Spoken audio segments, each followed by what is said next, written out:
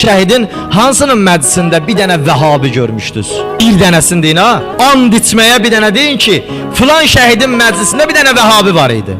Çünki onlar bu millətin torpaq uğrunda canın qurban verən, millətin rahatçılığı uğruna canın qurban verənlər, onlar şəhid hesab eləmirlər. Bir dənə oğlan barmağın qatlasın ki, hansısa bir şəhidin huzurunda bir dənə Vəhabi görüb. Bir nəfər gəlsin desin, and olsun Allaha. Allah Teala Kur'an-ı Kerim'de buyurur ki şehitler ölmez. Onlar Allah'ın dergahında sağ olup Allah Teala onları ruzilendirir. Onlar bizim katımızda da, bizim yanımızda da, daima bizim kalbimizde olacak. Çünkü onların sebebiyle bugünleri biz rahat şekilde burada dayanıp hava alıp havamızı kabul ediyoruz. Ona göre de hiçbir zaman bu şehitleri unutmayın. Daima onları ucaldın. Çünkü onları Allah Teala ucaldır.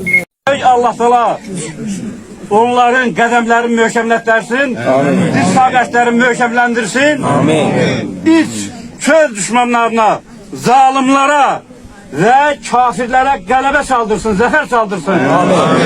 Qarabağ Azərbaycandır, hamı İlham Əliyevin bayrağının altında. Allah rəhmət eləsin, götürün. Ümmət Muhammed, sünnət Resulullah.